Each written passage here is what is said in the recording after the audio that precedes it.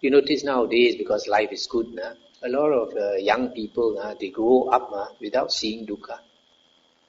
So because they don't see dukkha, they have a particular view of the world. But when they grow up, after they graduate and all this, they go out into the world and work, then they find a lot of dukkha.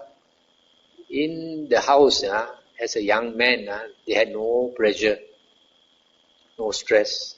But after they start working, they find so stressful, and the world is so cruel compared to their home. So many people out to cheat them, and all that. So the sooner they learn dukkha, the better. Some of the older people like you and me, in our younger days, we did not have such a good life. I remember when I was young, there were times when the tap had no water. I had to walk out to the street and carry water, because it's not often.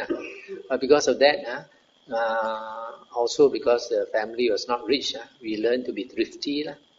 We learned to save money and all these things. So we become better for it. So also in life, people who learn the Dhamma, you see the people who learn the Dhamma at a young age and people who practice the Dhamma at an old age. Sometimes, there are some people refuse to come and learn the Dhamma. And ask them to come and listen to a Dhamma talk, they refuse. Ask them to do charity, they refuse. They say, I don't harm people, why should I take the trouble to go and do charity? Some people have this attitude. So, at the end of life, when they are about to die, then they see, the ghost realm, ghost relatives coming to welcome them, and then they panic and then they get scared. Then they realize, last time, this Ong used to ask me to go and listen to Dhamma talk and never went to. Then they regret. So, that time they learn too late. Right? So in the same way, sometimes a person like myself, when I was young, my parents didn't know Dhamma. So when I told my parents I wanted to renounce, my father's eyes became red.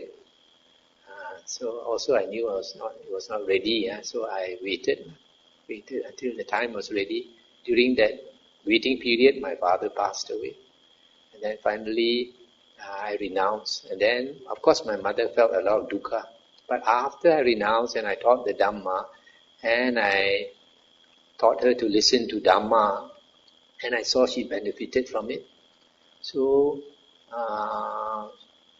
it helped her a lot now.